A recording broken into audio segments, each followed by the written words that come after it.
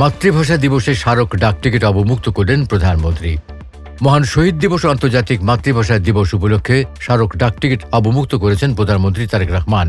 শনিবার 21 ফেব্রুয়ারি রাজধানীর তেজগাঁওয়ে প্রধানমন্ত্রীর কার্যালয়ে প্রথমবারের দাপ্তরিক কার্যক্রম শুরু করে তিনি এই ডাকটিকিট অবমুক্ত করেন। এটি তেজগাঁও কার্যালয়ে প্রধানমন্ত্রীর প্রথম দাপ্তরিক স্বাক্ষর ও আনুষ্ঠানিক কার্যক্রমের অংশ হিসেবে বিবেচিত হচ্ছে। সকাল 10:10 প্রধানমন্ত্রী তারেক রহমান তেজগাঁও কার্যালয়ে পৌঁছালে তাকে উষ্ণ অভ্যর্থনা জানানো হয়। কার্যালয়ে প্রবেশের সময় প্রধানমন্ত্রীর মুখ্য সচিব APM আব্দুস সাত্তার এবং অতিরিক্ত প্রেস সচিব আতিকুর রহমান রুমন প্রধানমন্ত্রীকে স্বাগত জানান।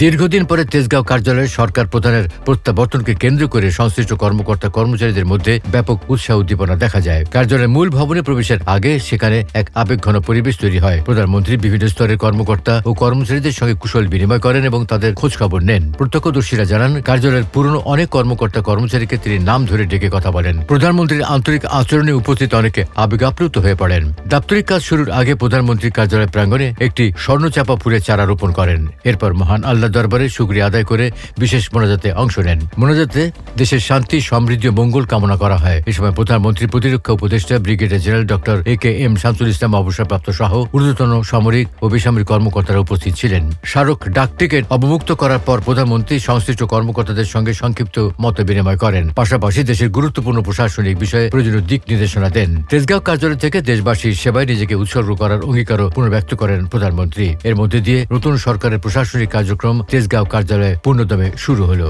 News desk, Bangla views.